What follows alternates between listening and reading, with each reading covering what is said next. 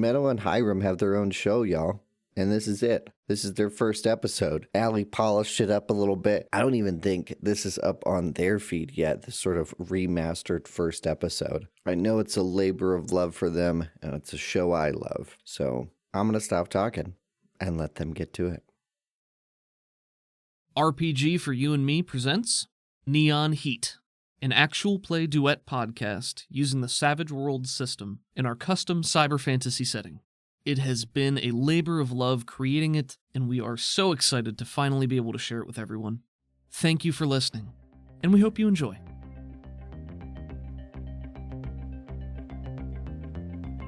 The planet was once a crowded place. Civilizations spread far and wide over the whole of the globe. Humans lived alongside a race of reptilian humanoids known as the Karnak. Nations of co-inhabiting races worked in unison to build a world for all to be proud of. While they toiled on the surface, something in the planet changed, beyond the scope of scientific understanding. A roiling energy was devouring the heat from the mantle in the core of the planet, converting the kinetics of tectonic activity into fuel for growth. Inhabitants of this world became aware of this new energy too late, and named it Cori. The Cori manifested with such speed and leached the heat from the surface in such amounts that it plunged the world into an ice age that would last generations. This unprecedented global crisis is known as the Zero. Small bands of people, led by scientists that foresaw the calamity, were lucky enough to escape into underground cities, where they were sheltered from the deadly surface conditions. Those trapped on the surface were forced to endure the ice, or perish. The snap freeze killed off over 90% of the world's population within weeks. The remnants of humanity and the Karnak flocked to the equator in droves, huddling together in megacities to better insulate themselves against the bitter cold. Resources became scarce, and civilization fell into disarray as factions scrambled to carve out new homes and methods of survival. Tribalism and violence became the status quo for many years. Those who retreated underground created their own biomes of society, the last bastions of life and culture separated from one another by distance and existing in vacuums. They were the first to witness the manifestations of the volatile Cori energy that caused the Zero. It existed in all states of matter, solid crystals sprouting from the ground, pools of liquid energy pouring up from the reservoir deposits and rivers beneath the surface, gaseous and intoxicating fumes that leaked or spewed from cracks and geysers in the crust. Cori could be harnessed as a form of super energy, and it was used to create incredible technologies. All manner of life was exposed to Cori, and it changed them at a genetic level. Some humans and Karnak mutated into new races, and strange creatures evolved from existing life, ready to take their place in this new and changing ecosystem. The Cori infused in living beings sometimes granted them abilities beyond the limits of the imagination, ensuring that the world would become a much more vibrant, if deadly and unpredictable place. Living creatures with the ability to innately harness their natural Cori connection became known as links, or linked. Within living memory, the world began to recover from the Zero, acclimating to the changes Cori brought, and entered an age known as the Thaw. The equator was the first area that began returning to a normal temperature, becoming habitable once more, even outside of the shelter of the megacities that survived during the Zero. This new zone of temperate climate and melted ice is called the Belt. More than ever, survivors flocked to it from the frozen wastes that make up the majority of the world. Civilization began to rebuild itself, growing, mutating, trying to return to what it once was. Contact reopened between the surface dwellers and the subterranean civilizations. Corporate structure and politics began to re-emerge, now laced with the volatility of Cori-influenced culture. Life thrives and struggles in a way it hasn't been forced to for generations. This story begins on the Belt. A city falls into view as the last light of the day fades onto the horizon, and in the distance, we hear the revving of a motorcycle. We open with a wide shot of a silhouetted cityscape. Neon signs twinkle in the fading light, and we see the sun beginning to dip down near the pink and purple horizon. Palm trees of varying heights sway in the evening breeze. We hear the faint sounds of bustle in the city below. Smash cut to a super close-up shot of the wheels of a motorcycle in motion. The engine roars as it revs. Cut back to the cityscape. The camera begins to pan down, zooming in and picking up speed to a street in the heart of the city. The sounds of activity grow louder as we approach, to an upward angle from the street, pointed at the front of the motorcycle. The headlight flashes as the bike swerves through traffic. Hunched on the sleek frame is a masked rider. The engine is a constant snarl in the background. Back in the air, the camera zooms and sweeps through the city until resting above a major thoroughfare bathed in the multicolored light of flashing signs. We follow two motorcycles as they weave in and out of traffic, one pursuing the other. We fall into an over-the-shoulder shot of the pursuing rider atop the bike we've been following. What do we see, Allie? Oh man, okay. The rider is a lanky woman. She has a dark gray armored vest, matching pants, and black leather boots. They look well worn. She's tall, she's lean. She has a silver gauntlet on each forearm, and they're glinting in the passing neon lights as she rips down this street. She's wearing a mask. The faceplate of the mask, it's hard light, dark, deep blue, almost black. It shows these startling cybernetic versions of her eyes underneath the mask, and they're glowing a bright yellow-orange. Her hair is this long, tangled black mass that's whipping behind her as she continues to pursue this motorcycle in front of her. A smaller, scrawny figure occasionally glances back when there's a break in traffic. You weave in and out between the cars. They blare their horns at you as you pass. An industrial smell fills the air. Diesel, grime, and waste. Fierce wind whips against you, catching your hair in the breeze. The fleeing driver soon peels off the main drag and makes his way down side streets and side alleys, trying his best to lose you. And that's where we'll pick up. I'm ready. You have a 5 of spades, he has a 9 of clubs, so he goes first. However, when a club is drawn in a chase, that means something catastrophic could happen. Oh, I hope it does. So he first needs to make a maneuvering roll with complications at -4. Holy shit. So he got a 5 -4, that is a 1. That is not a success, with the success threshold being 4, and that means it is treated as a critical failure on his maneuvering roll. They have to roll on the out-of-control table. It's a 7. He's distracted. Vehicle spins out or skids. Okay, so as you are in a hot pursuit of him, he skids around the corner, doing his best to quickly evade you and lose you in the traffic, and he bumps up onto the sidewalk, cutting the corner too quickly, has to swerve before he bashes into something, and goes into a skid that he manages to pull up at the last second, and he is distracted. Nice. Until the end of his next turn, so it's a -2 to everything he does. So as a free action, he's going to attempt to change position to move ahead of you. Okay. So he is not trained in motorcycling, and driving means he is at a -2 penalty. And because he's distracted, it increases to -4, and he rolled a 3. So he got -1, he cannot move. Does this jackass even have a driver's license? You don't know. I don't. He might be able to investigate that. He is not able to navigate his way through the traffic well enough to gain any ground ahead of you. In his desperation, he pulls out a pistol and turns around to fire a number of potshots at you. That sounds right. He rolled a 3, he's distracted at -2, and he gets the unstable penalty for being on a motorcycle at a further -2, so he got a -1. He turns around when there's a slight break in the traffic and pops off a couple of bullets. They go wide. One pings off the chassis of your motorcycle, but they zoom past your head. not Nice. affecting you. What would you like to do? I would like to use a free action to try and catch up. What is your maneuvering skill? You're driving? D4. D4? Okay. Go for it. Target's 4. Well, I didn't get that. 2s on both of them. So you're So not 2. able to gain any ground on him in the midst of this chase, but you still have an action. What would you like to do? I want to cast Bolt at him. Okay. Can I hold steady? Yes. You can ignore the unstable platform penalty for this turn, and he will get a +2 to hit you if he tries to attack you. Well, thumbs the brakes.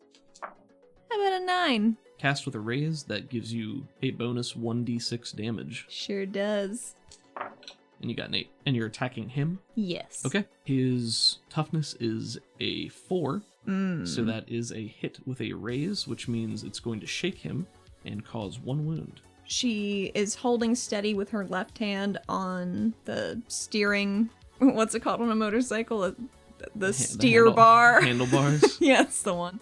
She's got her left hand on the handlebar, and she starts charging up this yellow-orange energy in her right hand. Kind of like how Captain Marvel punches energy out. I would like to do that. Okay, so you punch out this comet-like globe of energy that I think you even arc it right between 2 cars, and it smashes into his back. You see him get thrown forward by the blast of energy in the back, some char marks in the leather of the jacket he is wearing. And he flicks his head back to glance at you as he's driving, and then refocuses on the road.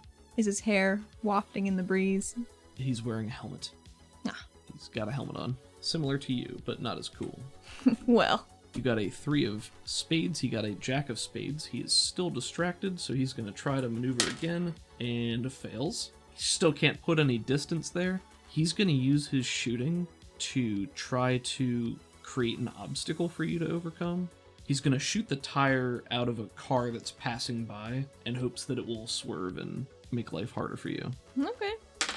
It's a 10 with unstable platform and him being distracted. He gets a success on that. Make a maneuvering roll. Oh, yeah, sure. You're I driving. Can do that. Bad. Yeah. 1 and a 2. 1 and so a 2. I'll take the 2. Would you like to Benny it? I would like to Benny that. I can use one of your 3 bennies to re-roll any trait roll. That'd be a 4. That's a success, so he's whipping through traffic, dodges between 2 cars, aims his pistol down towards the ground, pulls the trigger, and there's a violent pop as the rubber of one of the passing taxi tires explodes.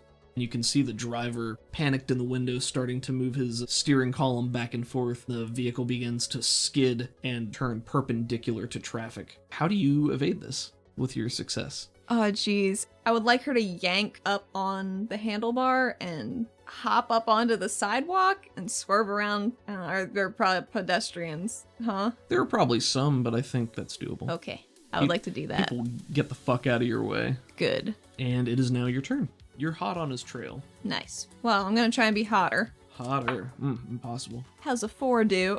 That's a success. Oh, So good. you move 1 unit closer. You're now within 5 feet, and you still get an action. What would you like to do? Could I activate shape metal? Yeah. Roll your essence die. 8. Success with a raise. The shape metal ability, which is a custom ability we've made for the setting. It works like telekinesis, but only for metal. You can affect metal within your range, which I think is 2 times your smart die, with a strength equal to D12, which is very strong. So that is now active, and as part of your casting action, you can do something with that. So what would you like to do? Is there a street lamp? If not lining the street itself, then at least on every corner, flickering with golden light in the ambiance of the now darkening sky. That's very pretty. I would like to ruin it. Wonderful. I would like to bend it at a very sharp 90-degree angle about 2 feet up, and hopefully he hits it. Not lifting it to hit him with it, you're No. bending it to I'm get into his bending path. it. Oh god, okay. Roll strength. 5. 5 will be enough. Whew. These are flimsier street lamps, but you managed to bend it down just in time for him to... Oof, man, how am I going to resolve this? Would it be a maneuvering roll? I think it will be. He did fail that roll. Good. Whew, okay. This piece of shit. Roll damage for that. Do your d12 strength plus 1d6 as an improvised weapon. 15. Holy shit. Seriously? Yeah. Oh my god. It's a hit with 2 wounds. He's gonna try to soak this one with one of his 2 bennies. That is a critical fail. That is 2 ones. Which means, even as the storyteller, I am not able to re-roll that with bennies. That is a shame. You guys are going through traffic and you can see up ahead a street lamp. You just reach up and wrench down. As you do that, you create a lever point in the middle of the lamp and bend it 90 degrees down directly into his path. With the speed at which he's going and how quickly you can pull it down, it doesn't clothesline him, but it clips him in the bike and crushes down on his shoulder. Ooh. I'm gonna make him make a maneuvering roll. Ooh, that is a fail. I'm gonna make an out of control roll. 5. Distracted. So this lamp comes down and clips him very hard on the shoulder. Does the bulb explode? Yes, absolutely it does. You see the shocks on his bike get pressed down. Sparks begin to fly as the metal grinds on the pavement for a moment, but he somehow manages to keep his bike upright, but he is now leaning more heavily to the side he was just crushed on. So he does not appear to be having a very good time. That checks out. He's at 3 wounds now. Oh no. Well, for him. Yeah, no for him. Good for me. Yeah, maybe. Ooh, that is a 7 of clubs for you and a 10 of hearts for him. That's not great, huh? Not really. He's still distracted, so he is gonna try to maneuver. He has a -3 penalty for his wounds, because you get a -1 penalty for each wound. He gets -2 because he's untrained, and he gets -2 because he's distracted. So this is at -7. Oh, man. I probably shouldn't even roll for this, but I'm gonna do it. That's a 1 and a 2. Oof. So he is not able to get away from you. He's gonna use his action to evade, which is gonna give you a -4 to hit him. Okay. He is doing his damnedest to stay upright on his bike and put distance between you and trying to get the fuck out of Dodge. You got a spade. Make me a maneuvering roll at -2. Okay. And if you fail, the vehicle is bumped, so you will be a little further behind. Well, I failed. You've pulled down that street lamp. After it smushes onto him, you're watching what happens, but you didn't anticipate how far you were going to pull it down, so you have to take a beat to swerve around it and not clothesline yourself on it. Yeah, it's fair. And that amount of time allows him to pull just a little bit further out of you. Motherfucker. What would you like to do? I would like to hold steady. I want to try and crunch one of his wheel rims to make it harder to use his getaway bike. Go ahead and roll your strength and d6. 13. Vehicle's toughness is 7, so that's going to be a hit with a raise, which will cause 1 wound to the vehicle. Excellent. Excellent indeed. And when a vehicle is damaged, the driver has to make a maneuvering roll or go out of control. He goes out of control. So first off, the vehicle is bumped, which means you can choose to move him 1 closer or 1 further away. One closer, please. Okay, he is bumped backwards, and he needs to make a roll on the out of control table, which is a 6. He's again distracted. Because you dealt damage, there's a roll on the vehicle critical hit table. Would you like to roll me 2d6 for a result, please? Yes. 6. Chassis hit. The vehicle suffers a hit in the body with no special effects. After swerving out of the way of her own trap, she forgot to put back up. She's getting frustrated with following this guy, and she's outstretched one hand, fingers reaching, brings it quickly back to her chest, crushing her hand closed. The metal of the rim crumples in on itself like a little crushed paper. You manage to crumple the rim enough that the wheel is now not a perfect spiral when it's spinning, so you can see the wheel in motion. It's wobbling back and forth a little bit. His speed drops noticeably, and he gets back a little bit to you. You're now only 5 feet behind him. Oh boy. You got a 10 of spades. He gets a 7 of spades, so you get to go first. What would you like to do? Excellent. I would like to use my action to change position. Go ahead and roll change position at +2. That'll be your driving. 6. Success with no raise, so you I'll are take now it. on the same chase card as he is. Good. He is going to... and he's having a bad day. Oh no, poor that guy. He is going to use his full action to try to change position to get some ground away from you. 2 3s with his 3 wounds. His bike gets a -1 because it has a wound on it, and he's untrained, so that's another -2. This dude's not doing so hot. That's his turn. How does he react when he sees her pulling up beside him? As you look over, you can see he's essentially steering with one hand now. His other arm is on there, but it's limp noodle. Doesn't look so great. His helmet flicks over to you, back to the road, back to you, and then back to the road a couple of times, and he's trying to edge away from you, but you are pretty easily keeping pace with him. You've drawn a 4 of diamonds. He gets a jack of clubs. Oh. As it is a club, he gets a complication, which is a spade, so he needs to make a maneuvering roll at -2, where the vehicle is bumped. By me, perhaps? Perhaps. That's a big old no on the maneuvering. He rolled a 5 at his significant -6 penalty. So many minuses. Could succeed if he blows up a lot, It's true. but he might just end up blowing up. He gets bumped. What do you think happens? How does he get moved behind you into a worse position? When she is caught up to him and he's looking over at her, I'll panic. Like, she uses his slight distraction to pull just ahead of him and put on her brakes a little bit to force him back. Okay, I like that. You're right in front of him now, so he's gonna pull out his gun and try to shoot you. Whoops. He's tried to get away. He has not succeeded at that, so he's gonna try to shoot you. 3 and a 1 at his -3 wounds and -2 unstable platforms. So yeah, he's using his good hand, his offhand, to try to pull the pistol and shoot at you while he uses his bad hand to try to stay steady, but it's just too damaged to do that. So in his panic to also remain in motion and not crash, the shots go completely wide. He's essentially firing at random wildly in front of him. One zooms past your head, another one smashes through a car window on your left, which you quickly overtake. The others go off into the night. You don't know where. Gotcha. Your turn again. I'd like to try something a little dicey. A little dicey. A little dicey. Something you want to roll for, maybe? Yeah. I would like to try something a little dicey. Okay. though. What do you want to try? I'd like to ram him, Okay. but not be on my bike anymore and have my bike wreck into his shit. So your intention is to jump off of your bike because you're in front of him. You want to jump off your bike, have your bike drift back into him and cause a wreck or something? Absolutely. Roll me a ram. Roll me ram. Opposed maneuvering rolls. So you roll your maneuvering and he's going to roll his. Let's. 4. He also got a 4. However, has a -4 penalty. Oh, God. So he gets a 0, which means you get a success with a raise. Base damage is 1d6. You get an extra d6 because you got a raise. So 2d6 damage. Don't you fuck me. 9. Wait, no. It blows up. Because I got a 6. You got a 6? Roll it again. 12. He's going to be bumped. Fails his handling. Go figure. Rolled a 4 with his -4. Or -5 now, I guess. Out of control. 6 distracted again, man. Vehicle critical hits. That is a 2 on the out of control table, which is major collision. That's nice. Everyone in the vehicle's distracted, so -2 penalty. Has this bitch ever been not distracted? I don't. And the vehicle takes D4 wounds and 1 critical hit.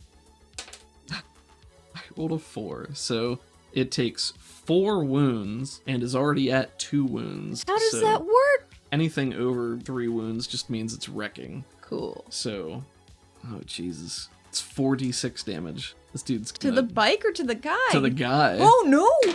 That is 18 damage. What did I do? He takes 18 damage from the collision. Ugh. Yep, that is shaken with 3 raises. I'm gonna spend a Benny to try to soak this for him. Oh God, no! That's another critical fail. It's 2 Oh my ones. God. That's not even including his wound penalty. So describe to me what it looks like when you bail on your bike. Because you're jumping off a bike at high speed. I am. It's a couple moving into a new apartment and there's just a box of comforters or pillows on the side of the road. Your face says no, so what I'm gonna do instead. In a practiced motion, she tucks and rolls off to the side into the gutter as well as she can. Does she often bail on motorcycles? You don't know. We haven't explored her character that much yet. Maybe she's really good at this. We're gonna find out. Make me an athletics roll, please. Or agility. My agility is actually 1 better, so I'm gonna do that. 5. Okay, that's a success. Now, make me a vigor roll. That checks out. My vigor's very bad. I know. Would you like Give this, me Benny? your last Benny. Yeah. Give me your 4. Thank God for that. Hey. You manage to tuck and roll off your bike and you clatter onto the streets in a heap, rolling for a couple more feet until you come to rest at the edge of a car, but your heavy leathers and the body armor has managed to protect you from the damage. Excellent. You bail on the bike. It wobbles for just a moment and then spills out onto its side, skidding along the pavement, yellow-orange sparks in every direction, and this guy cannot get out of the way. Probably due to his severe wounds, but he just can't react fast enough, and it clips the bottom of his bike. He goes tumbling end over end, flying off of the bike. His smashes into another nearby car and immediately begins to smoke. He is flung onto the concrete with a heavy, sickening thud and just rolls for another 10 or 15 feet into a motionless pile. And I need to make a roll for him because he is unconscious. Oh, wow. Okay, he blew up when he really needed to. He got a 5 on his vigor after his -3 vigor penalty. Okay. I guess that means the chase is over, huh? I would say so. So right now, Okay. Your character has not assessed the situation, so for all you know, this guy's dead. He is motionless in a heap. She gets up, does not pause to dust herself off as she normally might, because, situation's a bit dire, isn't it? And walks over to the other rider quickly. Uh-huh. I want to grab him, see if he's alive. You're in the middle of a street. Are you just taking... No, I want to, can I grab him and drag him off? Is there an alley? Yeah, there's plenty of alleys. I pick the nearest one. Well, there's one right here in front of me. Oh, it's me. It's reasonable that you could lug him up with some amount of effort and drag him to a nearby alley. You can go ahead and do that. He's unconscious, not moving, might be dead. What do you do? Can I feel on his neck for a pulse? You can take the helmet off. That's true. I do that. You pull off the man's motorcycle helmet. Underneath, he is a thin Nakir man, slim build, narrow, sharp face, slitted green, snake-like eyes, and a painstakingly trimmed pencil mustache. Hair's darker, but more than that, there is a lot of blood. He's clearly banged his head, even with the helmet on the inside. There's a cut over his eyebrow that's bleeding down into his eyes, and he is very unconscious. So his eyes are open? Is he concussed or, dead? His eyes are open, Oh, jeez. but not focused and not... Can I snap my finger in front of his face a couple times and see if he reacts at all? No reaction. Okay. You Can say I- you're checking his pulse? Yeah, can I do that still? You can make a medicine check. Oh, Do boy. you have medicine? Nope. That'll be at a -2. How about a 1? Did you roll with your wild die? How about a 0? No, you can't tell. Maybe it's the adrenaline pumping in your veins. Maybe it's your gloved hand. But you cannot tell if there's a pulse. Grab out of my one little belt pouch, dig around in there, and pull out a little pill. Okay, and what's this pill? It's tiny and it's glowing with a slight yellow-white light. Okay. And I want to put it in his mouth. Okay, so this is a consumable Yeah. that you purchased, and this is using what ability? It's imbued with the healing ability. Okay. Roll for the healing check. It'll be your wild die and a d8. 10. Cast with a raise, so that heals not only 1 wound, but 2 wounds. You put this into his mouth, are you moving his jaw to make him chew it up, or how does this work? I think I kind of... when you have to give cats pills, you sort of massage their throat Oh, to get them to God. swallow it. I guess I do that. Okay, Does so that work? I guess it does. you do that, and there's a moment of pause. You see that same glow of energy out of his open mouth. You can see it shining up out of his throat. Beat of silence as you wait. Then there's a massive inhalation of breath as he starts forward and goes... His posture changes. He's immediately looking around wildly, unsure of where he is, and his eyes fixate on you above him. The pupils contract drastically. Leans away from you in fear, putting his one good hand up between you. Oh, God. Oh, don't kill me. Well, Devlin, I didn't want to chase you in the first place, but then you left us to die. I didn't really appreciate that, so here we are. Where's the fucking file? I'll give you the file. You just let me go. I didn't plan for any of this to happen. The guards were coming. They were on you anyway. Somebody had to get out with the file and finish the job, right? That's how it works, right? Normally, maybe, but when you join a team, it's kind of a social contract to not leave the rest of them there to die. As you, a hacker, could have helped us out with, the alarms and not locked us inside the fucking building with a militia. His hand trembling. reaches and unzips the leather of his jacket and reaches inside, pulls out a manila file folder, holds it out with trembling hands. Here, I'm sorry, just take it. She grabs it, immediately looks into it. While he's handing this to you, can you roll me a notice, please? Yeah, I'd love to. What's your notice? D6. D6, okay. 5? While you're looking into his eyes as you're having this conversation, you notice that his left pupil is contracting and dilating at a different rate than the right one, an abnormal amount. That's weird. Do I know anything about that? Roll me common knowledge. That's also a D6. Oh my. Let's hope it works. 2? 2 is not a success, unless you would like to Benny that. I don't have any more bennies. Oh, you don't. That's a shame. You're not sure what that means. What the fuck is wrong with your eye? He stares back at you and blinks in surprise. God, I don't know. Give me a fucking concussion, maybe. And reaches up and rubs at his temple and says, "Oh God, just let me go. Okay, you got what you wanted. Job's done. Just let me go. Come on, I'm Chaz Devlin. I helped. I helped get that." You did help get that, but who would you have given it to if I had died? Because I'm the one that hired you. Oh, what do you mean? It was a job posting. Yeah, it was. That's why I went along, to make sure it went off without a hitch. Oh, just let me go. I mean, I don't know that I can. You say that. He's looking up at your mask. His left hand darts to his right wrist, pushes a button, and your mask is no longer feeding you oxygen. Oh, shit. You cannot breathe. What's your vigor die? D4 minus D4. 1. You are not getting air right now. You feel it, and the airflow stops. Oh, shit. What would you like to do? Can I scrabble at his arm to try and fix it? Because I really don't want to take it off. You can. Do you have electronics as a skill? No. Okay, do you have hacking as a skill? Would you believe no? Yes, I would believe that. I would allow you to make an electronics roll untrained, which is going to be at a -2. It was a 1. A 1, okay. Yeah, it's not going to do it. Oh, yeah, so no. you scrabble at his wrist and you're jamming at it. He's trying to move away from you now and he goes... He spits on the ground and then there's blood. I'll be on my way. Are you holding him at this point, or...? I mean, if my air supply is cutting off and I'm tunnel visioning, I was grabbing at his arm, but I don't Okay, know how yeah. fast that stuff Yeah, I happens don't when know. my adrenaline was rushing through me. That tends to burn through oxygen. Alright, were you holding him? Were you grappling his body? No, I was mainly focused on massaging the pill down his throat, and that was the last time I touched him before I Gotcha. grabbed the file. He laughs and he says, "Just let me go and this can all stop." Starts trying to get onto his feet. Your lungs are on fire. Your body is telling you that you're about to die. Well, There's no air. What do you do? she... fuck. She goes up to her jawline and presses a button.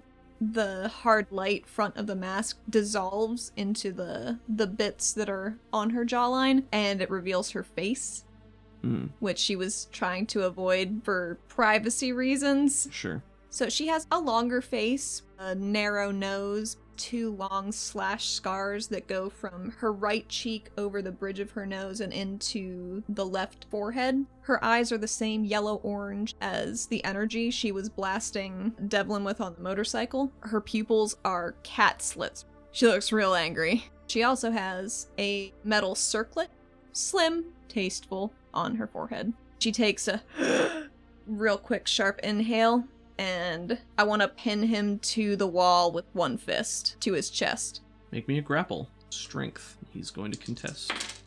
5. You got a 2, so that's a success. Nice. You entangle him, which means he can't move and he's at a disadvantage. You pin him into the wall. There's just a... as you knock the air out of him a bit. You notice as you're pinning him against the wall that he has pulled a small pistol out and has it pressed against your stomach. Oh, God. He's staring back at you. You can see his left eyes still convulsing and dilating. "I think you better let me go now. You got what you wanted. I'm out of here." The glow recedes from her eyes as she releases him from the wall, steps back, just a step, hands up to let him. To let him go? Yeah. Okay. He takes a step or 2 away and he's slouching at an odd angle. His right side is heavier and weighing him down more, and his left hand is pointing the pistol from the hip at you as he takes a few steps away into the middle of the alley, and he says, "Don't fuck with Chaz Devlin. He turns around and begins to run down the alley. As he's running away, I'd like to cast Bolt. Okay, go ahead and cast that for me. 8. Cast with a raise. That'll add 1d6 to your damage. Go ahead and Sure roll me will. 3d6 damage. Blew up. 16. Wow. Okay. 16 is going to cause 3 wounds. 3? 3 wounds, and he is at 1 wound already. Okay. He is running down the alley to get away from you. Is he limping away? Is he a little slower than he would be normally? He's a little slower, but most of the damage was to his torso and his top half. He's moving slower because he can't jostle himself very much, but he's still moving. You healed 2 of his wounds to bring him back, so he's at 1 wound before this damage. She turns to watch him go. You shouldn't have fucked with Pantheon rules or rules. The fact that he pulled a gun on her after she saved him, that's not sitting well with her at all, so she's just gonna try and put this guy on the ground as best she can. She tucks away the file. She unzips her top layer of armor and keeps it literally close to her chest, zips it back up, rubs her hands together, fires up her fist with that energy again, and punches a bolt right at him. You punch this bolt of energy. It's an over-the-shoulder shot from your rider's perspective as she hurls this bolt of energy down the dark alleyway. We follow the bolt as it tears down, illuminating the darkness, and bores a hole directly through his chest.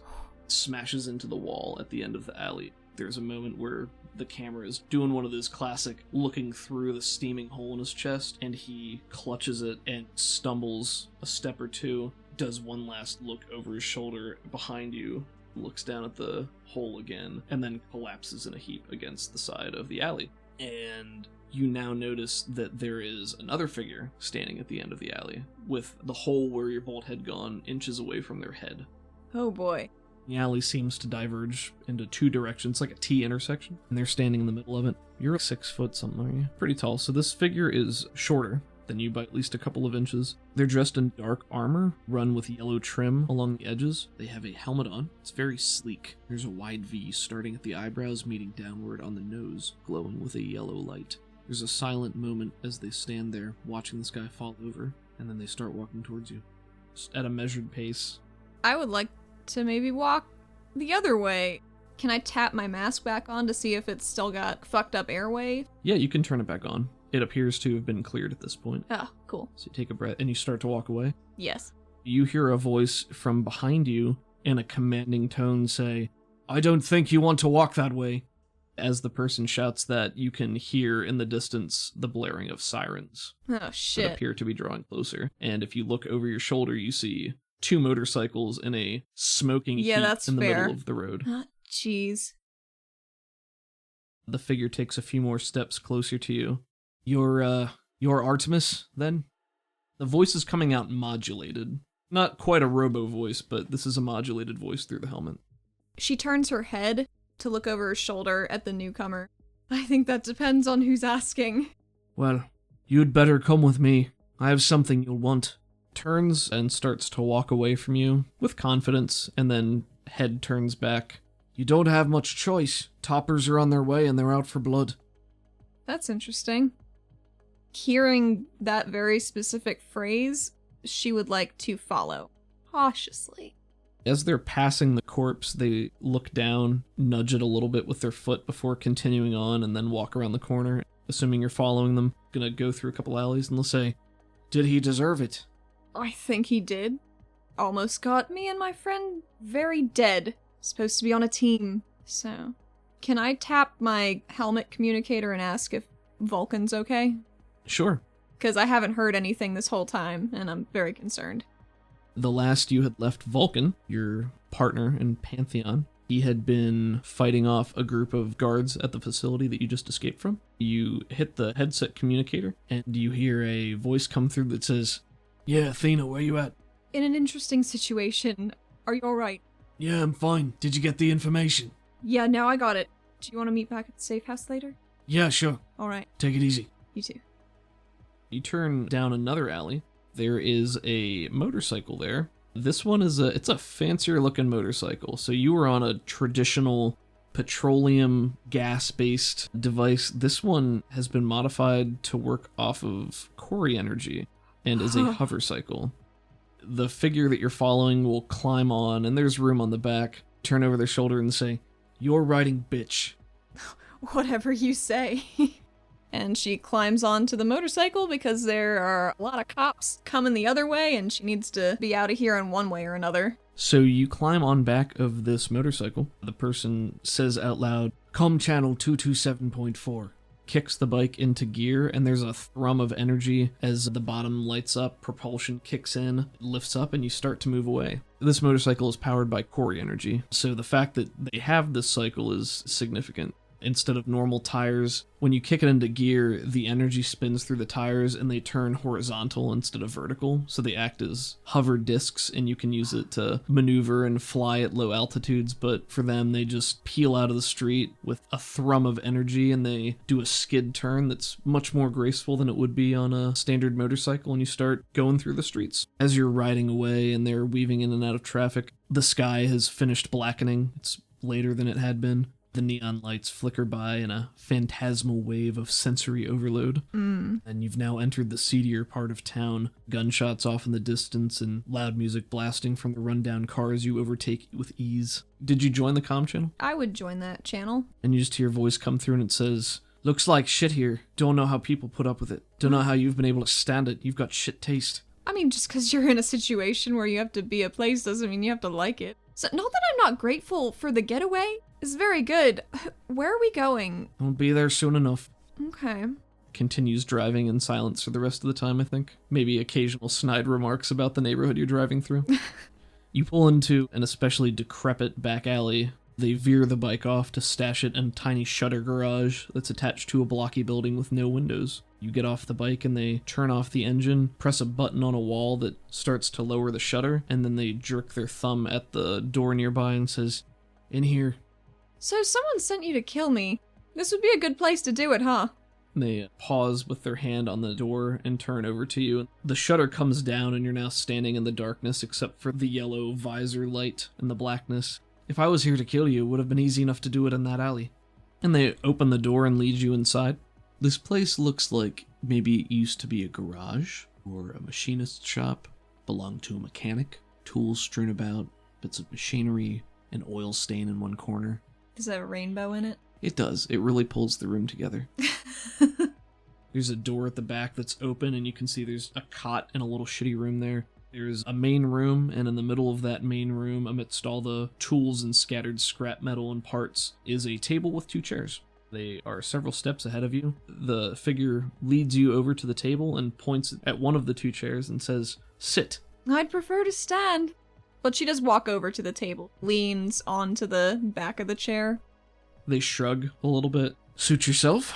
They walk towards that room that had the bed in it, step inside for a moment, and then come back right away, and they're carrying a bag, just like a little satchel bag. And they reach into the bag and pull out a smaller plastic bag, like a Ziploc, that appears to have a bunch of photos in it. And they start to pull photos out of this bag, flop them onto the table, facing you so you can see them. "That's you."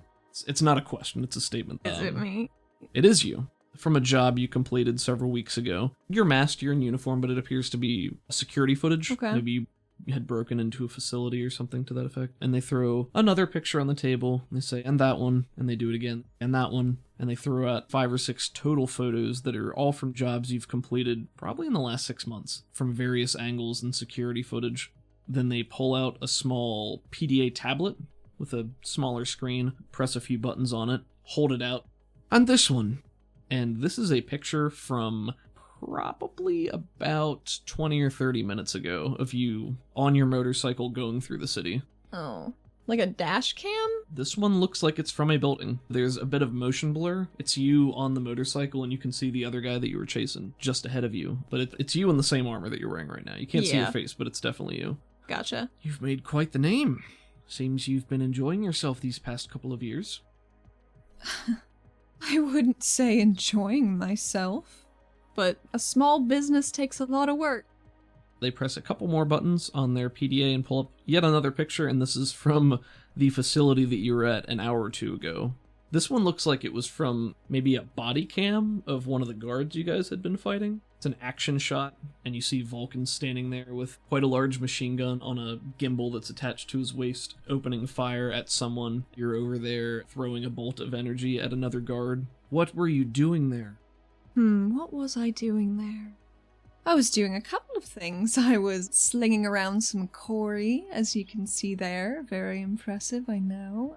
I was protecting my good friend. That's another thing I was doing. I was pursuing someone who betrayed us, so that's another thing I was doing. They start to roll their hand in the air like a hurry it along. Yes, those are all things you were doing. I asked what you were doing. What's the purpose of you being there? Why were you there? This person's got her dead to rights, so at this point she's like, there's really no point posturing and standing up, and she's had a very long day, so she does pull out the chair and sit down. She pats her vest, knowing that underneath is the file that she tucked away after retrieving it from Devlin. Oh, I got what I went there for. Just a bit of information. About what? Or about who? And they say that, and they lean on the table, not quite in an intimidating way, but they put their weight on the table and lean in, and that yellow visor is glinting. Well, why don't I trade a question for a question? Why the fuck are you taking all these pictures of me? To what end? Oh, I didn't take any of these. This is your sloppy work. Then why are you mopping it up? That is a good question. She's real tense, like her shoulders are set. She doesn't know if she's gonna have to fight again. She is very tired. After they say that is a good question, they lean back off the table and reach into that satchel again and pull out a second smaller plastic bag. Oh, is that more incriminating photos? I'd love to see them. Well, it might be. And they brush some of the other photos off to the side to make room, pulling these out and putting them down in front of you. And these aren't photos. This is a series of postcards from various locales in the region. There's a shot of a beach with a palm tree, and it says Sunny Times on it. And there's a shot of a cityscape at twilight, probably Olera. A couple other scattered ones. They flip over one of them, and there's nothing on the back. So she turns one of the postcards over, completely blank. There's nothing written on it, except for in the from line, there is a single blue line that has been drawn across instead of a name. When she sees these postcards, Athena remembers them intimately because she's the one who sent them, and she just whispers, How did you get these? Oh, I had to do a bit of digging. They weren't meant for you. So you did send them? Her masked cyber eyes flit around the room, trying to figure out what she needs to do. Like, does she need to ice this person? Get information out of it first? But I think before she does anything, she wants to take all of the postcards in her hand and just flip through them. Quietly look at them while she figures out a course of action. So you take the postcards and you start to leaf through them, and the figure across from you starts to pace back and forth, flexing and unflexing their hands. They give you a couple of moments of silence. Could I roll a notice to see if anything seems like it's imminently dangerous here? Go ahead and roll notice. 2. That is a fail. Yeah. You can't tell. All you can tell is this person is agitated. So am I. They're going to stop pacing after 10 or 15 seconds, and they're going to point at you, and they're going to say, "Did you send those fucking cards?" I want Athena to unzip the front of her armor once again and tuck the postcards with the file and say, "Well, yes, I did," as she zips it back up. When she admits that she's the one who sent it, the person reaches up like they're about to rub their eyes or something like that and realizes their mask is on. His eyes and just said, "Take off the damn mask." No? I think you can appreciate as a person also wearing a mask that this is my last line of defense. There's a moment of pause as you stare at each other, and the figure tugs off the glove of their right hand, and they move to push a button by the jawline of the helmet. The yellow light and the V of the eyes dies. The visor slides back into the helmet. There's a pair of eyes staring back at you, a blue line running across the bridge of their nose, and they move their hand up, touch the blue line on their face, and it begins to glow ever so slightly. As she does that, you feel your bicep heat up and tingle, a soft yellow glow permeating through the black cloth of your shirt, where you know your Corey tattoo rests in your skin, your twinned Corey tattoo. Athena's never been closer to her heart, just stopping outright. There's a tired moment of silence again following that before the figure reaches up and pulls off the rest of the helmet, and you are faced with your longtime friend and ex-partner, Sekka Pavi. Oh god, there she is, my And- girl. Pavi's skin is a light terracotta, tan with orange undertones. Orange hair with yellow tips, cut in a bob, shorter in the back with long bangs that taper into points to frame her face. Her eyes burn a yellow-orange, several shades off from your own, that match her hair as is expected from the Ori people. Despite the color, she has the eyes of an Akir. The color takes up the entire eye, and her pupil is a narrow slit, snake-like. There's a blue tattoo that runs across her cheekbones and over her nose. She has pointed canines and seams at the edge of her mouth that run an inch or two into her cheeks. And she looks much like you remember her, but older and maybe a bit more tired, like some of the fire has been traded for temperance. Oh man. She holds her helmet and stares at you, waits at least a little bit for any kind of response. After she takes off her helmet, Athena gets up immediately to go over to her, and she hits her jawline. Her mask visor just disintegrates. Mm-hmm. She finally did what she asked. Are you still seated or No, I walk over to her. standing in front? Yep. Tears start welling up in her eyes, and I don't even know if she's noticed yet. Pavi also starts crying just a little bit, and she's looking at you. There's a height disparity. You're about 6 feet. She's probably 5.5 feet, but she looks up at you, and her eyes narrow a little bit. She sniffs, and she says, "You've gotten uglier." That's really rude, Pavi. She eyes your scars. Pavi's mouth opens just a little bit, and her elongated tongue flits out with a th, and she wrinkles her nose a little bit and says, "You smell like Athena." Oh man, I hug her. She hugs you back. There's a moment of very genuine ferocity in the hug. After that moment, she punches you in the stomach and pushes you back a little bit. Oh no. So she does that and pushes you back. 7 fucking years. Takes a step, kicks the table all of the pictures had been on. Except for the postcards. If I you- tucked you did those grab the postcards, so safely she- away. She does an upward swing of it doesn't have any finesse, it's just a frustration kick. She kicks it and upends it, just goes, ugh. Pavi, I'm so sorry. Yeah, you will be sorry. Is that a threat? I don't know. It's been a long time, Athena. You've been gone a long time. People thought you were dead. Here I find you gallivanting along with the fucking toppers on the surface, doing God knows what. Well, I know what you've been doing. Gestures at the pictures that maybe there's 1 or 2 that are still fluttering to the ground. So, I know this looks real bad, but I can try to explain if you want. It's not going to be a very good explanation. It's not going to be very fulfilling, but it's what's happened. And I'm so sorry, Pavi. Yeah. I missed you so much. She's again been pacing back and forth, trying to get rid of some energy now. She pauses. She stops pacing and turns to look at you and says, "I missed you too. And yeah, I mean, I would like an explanation, even if it's not a good one. But what the fuck was that voice you were doing? Was that me? You're trying to do me?" Yeah, a little bit. Was it doing anything for you? The narcissist in me is quite flattered, but it's fucking weird. Kept you close, Mm. you know? Yeah, real close. Well, You fucking miss. oh man, you don't even know the half of it. I'm sure I don't. So I started a business. Quite the entrepreneur you are. Booming. Your father would be very proud. Yeah, I hope he never finds out. Well, How is good everyone? old Clint. Everyone. Well, it's quite a loaded question. Yeah, I know. Things have changed. Some people move on, some don't. You know it is. Your parents are alright.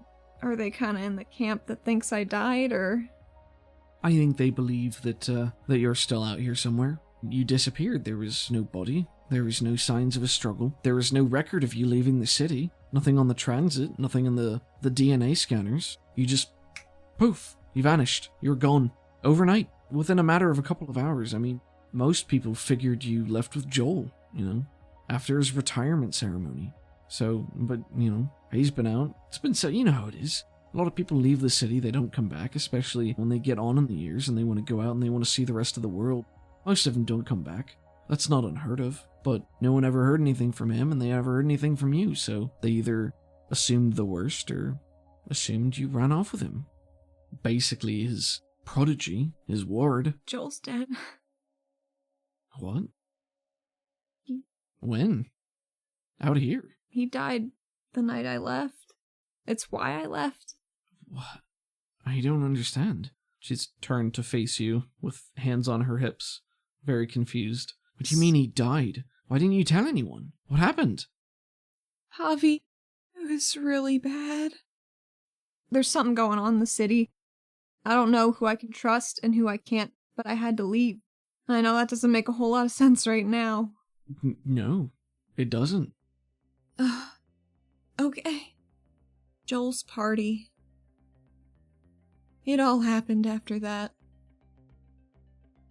Athena begins to recount her story. Pavi buckles in to listen with rapt attention. As Athena begins to speak, her words become muffled, fade out as the camera pans away. As the camera fades back in, we find ourselves at the retirement party for Joel Shin, Athena's mentor in the regulator unit. A night 7 years ago, there had been a banquet. The banquet itself was large and lavish. Joel Shin had served as the proctor, which is the title of the head of the standard regulation division, for many years. Beloved by all, a wise mentor, a powerful man. And this was his retirement party, his going away party, because the next day he was set to set off to the surface to live a life of adventure and exploration, as is somewhat common for older residents of Caldonix or those who had lived here for too long, craved something different. The banquet itself was tasteful, happy, sad, many goodbyes, many heartwarming smiles, pats on the back. You had a place of honor, not next to him, but everyone knew that Athena was his disciple, his protege, and they were close. After many toasts and hellos and goodbyes, the banquet began to draw to a close. Amidst everything, Joel would make time to see Athena and say goodbye. Joel is an Ori man with skin that's a rich shade of umber. Green tattoos, completely bald head, kind green eyes, there's a glow behind them, as there is with all Ori. He has rectangular spectacles perched on his nose, and a very kindly face. Joel Shin was always a man of dignity and warmth and thought, and when it counted, action. When he approaches you, he's dressed in fineries. Black and red serves as the formal wear for all regulation divisions. He's holding a drink in his hand, and he walks up to Athena and says, "How are you this evening?" Well, Proctor, I'm a bit emotionally compromised. "That is understandable, but you don't need to call me Proctor anymore. Honestly, it's kind of weird not to. There have been times that we have not been so formal." I guess we're just in a very formal sort. I mean, look at how fancy everyone is. Pavi put on a dress. "I know. Very strange. I'm very proud of you, you know." Oh, don't tell me that. Puts his left hand on your shoulder and gives you a squeeze. Mhm. "You're going to do fine, and I expect you to apply for my position once I'm gone. Right now? It's good to have experience." I mean, I guess. I never thought I don't know, Joel. "It's up to you. If you don't feel ready, no pressure. But I think you could do great things. And you will do great things." Thanks. I'm gonna try and make you real proud. You already have. Stop. Don't put too much pressure on yourself. Well, we'll see if I have the option not to. I suppose that is true. Pavi's a good egg. Look out for her. I will. You know, I've never been on the surface before. Really? You're just going to live there on a lark? I'm not moving to a cottage on the beach, you understand. I'm going to go out and see the world. There are very few who have seen it as it is today, since the Zero. It is an exciting opportunity, and I may yet come back. I don't have any intention of dying out there, I can tell you. You should come back and bring me souvenirs from every cool place you go to. I'm sure I will bring you something, but I will be traveling light. Every place you go to, and she waggles her finger at him. Yes. Pictures count as souvenirs, Joel. As you say. He pats you on the shoulder, gives you one more squeeze. He takes a real long moment to look at you in the eyes, and he says, "Take care of yourself, Athena." You too, Joel. Gives you a pat and walks back into the crowd. You don't see him for the rest of the night after that, which isn't, it's winding down. You know he's going off and saying his various goodbyes. Probably going to pack. He's probably packed weeks in advance. He probably was. Joel was never married. He didn't know him to be a romantic type of man. Married to the job. You linger at the banquet. There's food, fancy-looking cutlery. Are there sugar packets on the table? Yeah. Athena and Pavi are making castles out of them, seeing who falls down first. You spend some time palling around with Pavi, who is in a dress, not something you typically see her wear, but she's having a good time. Got a couple of drinks in her. Eventually, she shuffles off into the crowd because she sees somebody she knows and leaves you to your own devices, and the party is winding down at this point. And as you're sitting there by yourself, you realize that you had never put a specific case file back into your work bag. One of the interns had brought it by your desk earlier in the day and left it there, and you had intended on taking it with you for the night to do a little bit more research when you got home after the event. It's not there. It's not in your bag. Fuck. Goddamn interns. Do you go to meet anybody else before you leave the banquet? No, I don't think she really wants to talk to anybody right now. That's It's fair. been a tough day, and she tends to crumple in on herself when she's stressed, so I think she just wants to go find the file and go home and take a bath and read it. What is Athena dressed like right now? A formal sort of dress on that parts a little higher in the middle than it does in the back. Dark gray leggings, a soft boot, one that you'd feel it and it feels like a peach, but it's black. It's not a cape, but it is like a shawl, fancy attire that she's attached her regulator badge to over top of the dress, and it goes to about her mid-back. Her hair is shorter, Oh. no scars on her face. It's very curly and tangled, and as she catches her reflection in one of the windows, she's like, oh, it's the same way my mom's hair looks. Very real concern. So you leave the banquet hall, which is, in actuality, a very large conference room in the Regulator Central Headquarters, in the center of the city of Caldonix. Repurposed whenever there are events and gatherings, sometimes schmoozing with the higher-ups, some of the Nixians, the Rubbing some college show. elbows. Rubbing elbows, yes. Building good PR. So it's connected to the rest of the main headquarters, the offices. It's a trivial matter to find your way, slip out the back door, and make your way down the hall to the elevator, which takes you down. Many of the offices are subterranean. It saves space when you can dig down, as well as digging up. This building is tall as well, though. The spire is the tallest building in Caldonix and goes all the way up so that the regulators can make use of it. Your office is very near the bottom floor of the building. The elevator's a quiet hum. As you make your way down, there's a comfortable silence, and knowing that you're finally by yourself and away from the hustle and bustle. Is there any music in the elevator? No. It's after hours. Ah. And your office it's small, but it's comfortable. You make your way down the hallway. Are you wearing high heels? Flats. Okay, flats.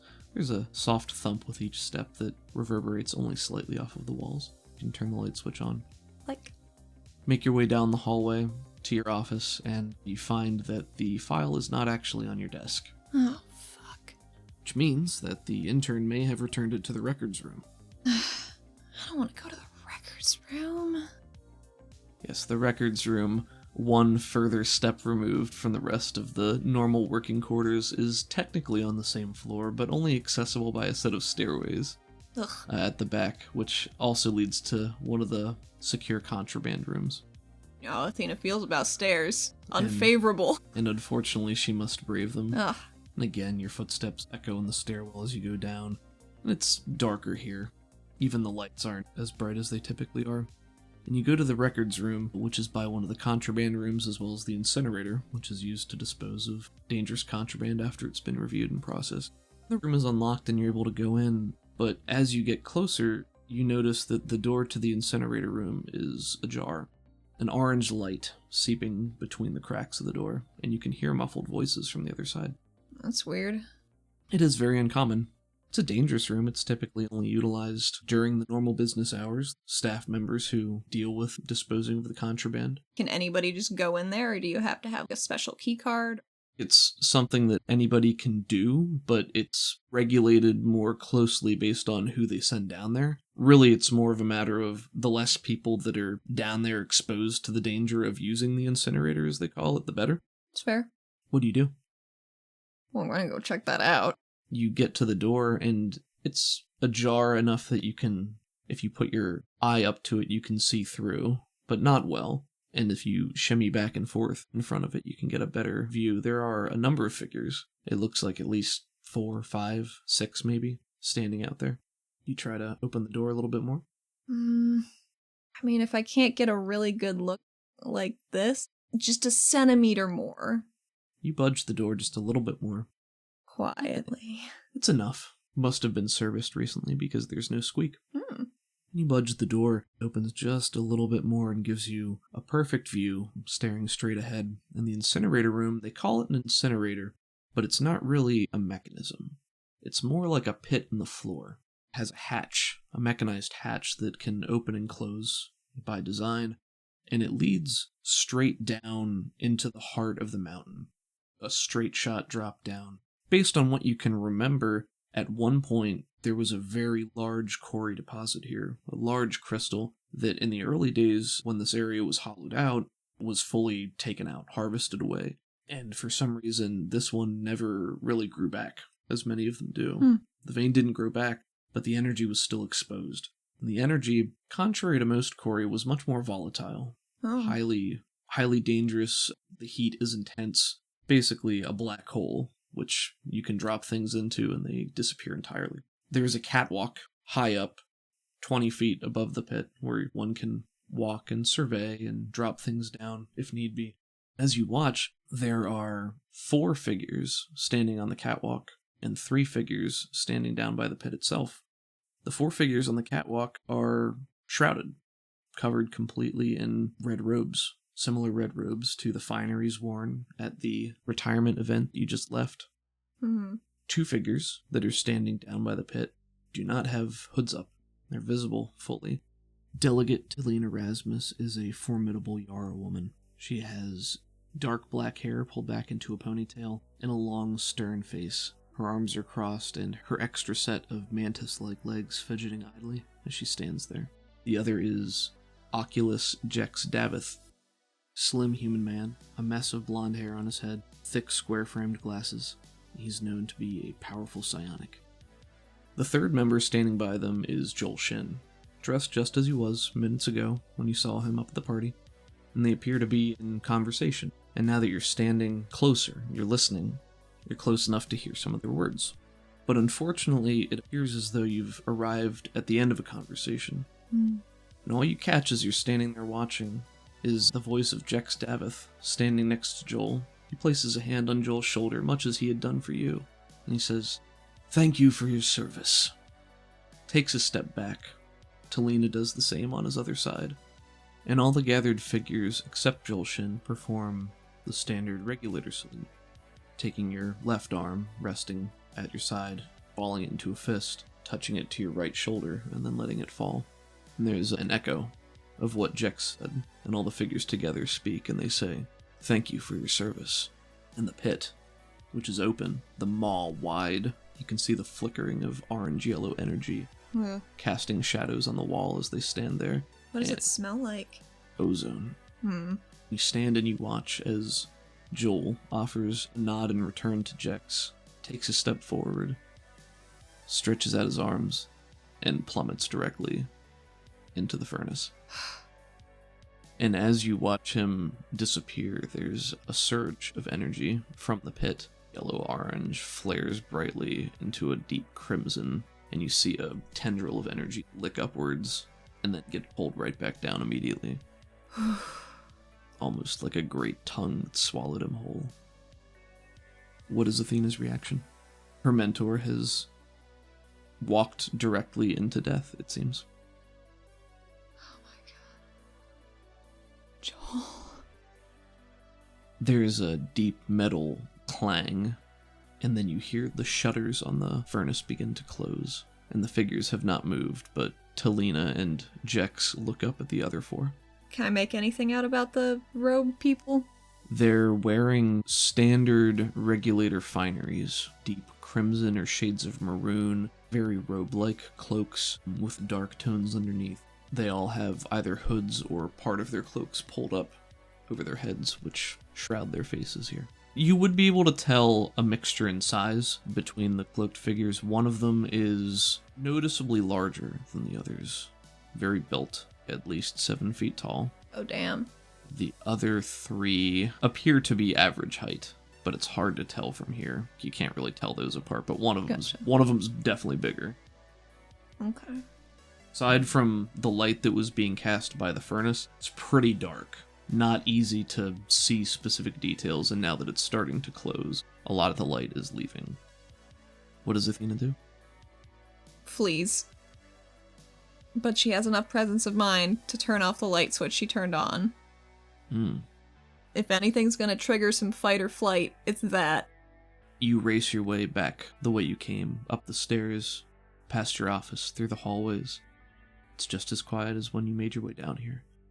Quiet as death. Make your way back to the elevator. Your finger finds the button. It's cold. Cold metal. You feel a shiver run up your spine as you wait for it to come back. She's looking down the hallway just to make sure. And you wait. And you wait. It's not coming, is it? It does finally come.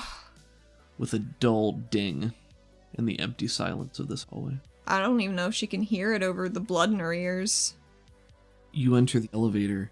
The doors slide shut with a thump of finality. You jam the button to go up to the ground floor, and the quiet hum of the elevator takes over, an underlying vibration in the background.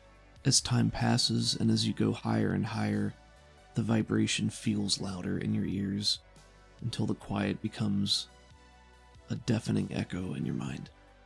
They're going to find me. They're gonna know. Oh my god, please. No, I have to run. I have to go. And as you're waiting and breathing and dreading what you've just seen, you can feel the walls closing in on you. You feel more alone than ever. As you watch the lights glow for each floor you pass, another thought streaks through your mind. Of your life here, each step you took along the journey to become a regulator. Joel showed you along the way. Your mentor and your friend, and now a memory. You reach the ground floor in a haze, and thinking back, you don't know how you got from there to the train. You flee the city, adrenaline pumping in your ears, your head pounding. You come back to yourself as the train lurches. With a jolt, you've hidden yourself among some crates and boxes, dark and cramped, and quiet. Every so often you can hear something outside, maybe chatter. In time it passes. You don't know how long it takes the train to get moving, but eventually there is a lurch of motion. I bet it felt like forever. Felt like an eternity, sitting in the dark by yourself, with nothing but your thoughts. Eventually the train pulls away. Takes a number of hours to reach the surface, but when you do, you don't have a hard time slipping out. Security's lighter on the surface. They don't really care too much about what's going out rather than what's coming in. Mm-hmm. And similar to last time, you can wait until you're able to slip past. And it's night, and it's the surface. And you emerge from the building, and you look up, and it's open. An open sky with no ceiling, no cave. The pit of her stomach drops out a bit. But there are stars. Glinting motes of light, millions of miles away. She'd appreciate them a lot more if they weren't so blurry. She rubs her eyes, and she realizes she's been crying for a long time. And she realizes she's thirsty too. And very alone. Very alone. And the shot is behind Athena and below. looking up at her back as she looks at the stars overhead, and it fades slowly to black. Our last image is Athena, scared and alone.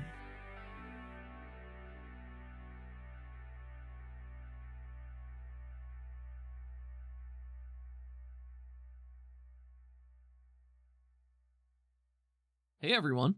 Hey, thanks for listening. Thank you for listening to the remastered episode 1 The HD re-release. of Neon Heat. Very exciting. If you made it the whole way through episode 1 and you liked it, then I think it's a safe bet to say that you're going to like what we bring to the table. Now that I've been editing for 2 years? 2 years, year and a half, I've learned a lot of tips and tricks, and I wanted to show how the majority actually is, sound-wise. Episode 8, we pretty much figure out the good way to do stuff, and it only refines. Now look at us, almost at the end of season 2. Yeah. We're going to post the original episode 1 on our Patreon. Bonus content, if you're ever curious. It'll be there, archived. Not losing anything. At a certain point, we started doing these custom outros to our episodes because they're more fun, and we think they're more personalized. So, who did we have for music this week, Allie? The wonderful Crockett. The ever-talented Crockett. Crockett. You can find him on Twitter at Crockett80s and on Bandcamp at crockett.bandcamp.com. And that's Crockett with 2 T's. Crockett. You can find us on Twitter at RPG for You and Me, and me personally on Twitter at YouSeeTheHat. I post a lot of character art and bonus content from the show. Some of it's a little spoilery, so maybe catch up first. If you like what you heard here, you can find us on Patreon at patreon.com/RPG for You and Me. You can join our patron-exclusive Discord server at the $2 a month tier. We also have a separate series called Absolute Zero. That's true, we do. Run in the same system, Savage Worlds. Also Same a duet, setting. same setting. But this time I'm the PC and Allie is the storyteller, GM, or whatever you want to call it. Yeah, Allie whatever. runs it. Yeah, I run it. Allie's the big cheese, even though she's The big lactose intolerant. And you'll see some of those episodes on the main feed, but we always have the most up-to-date stuff on our Patreon. This is true. There's more on the way, baby. Big thank you to one patron in particular, Michael. Michael. Thank you so much, Michael. We hope for- you like this recut. Yeah, I think it came together quite well, even though I haven't listened to it yet. But based on your track record, it's always very good, and I will be listening to it before this is posted live. As always, thank you to the Pinnacle Entertainment Group, who you can find online at peginc.com for use of the Savage World system. They got a lot of cool one-sheet adventures, a bunch of different settings to play in. I'm partial to Rippers myself. Go check them out. Big thank you to Caleb Sunstead, Marshall Caleb of Sounds Like Crows acclaim. Hey, buddy. Hey, buddy. Hey, buddy. how How's you it doing? going? I know We you're love gonna you, hear guy. this. And if you came over here from Sounds Like Crows, great. It's a great show and you should keep listening to it. Dem boys. And if you didn't, then you should go check out Sounds Like Crows. It is a Deadlands, which is an IP of Pinnacle Entertainment Group, Savage Worlds. Yes. It's basically supernatural Wild West. Sounds Like Crows follows 5 brothers on a quest for revenge. In the supernatural Wild West. Yes. But if this is your first time with us, thanks for giving us a shot, you guys. We know we're not for everybody, but if you came through on this side and you're still happy, then I think we'll vibe pretty hard. Thanks for being here. We appreciate it. Stay safe. We'll get out of your hair. All right. Bye. Goodbye. If you want to keep listening to this show, go to rpgforyouandme.com or check the show notes for various links. You also can search RPG for You and Me on your little iTunes app, little podcast app. It'll pop right up for you.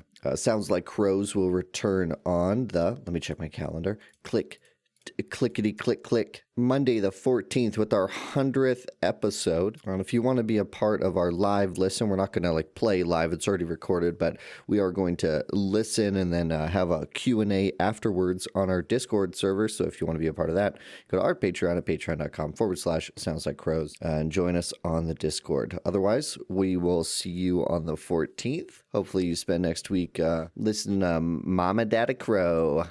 Okay, goodbye, y'all.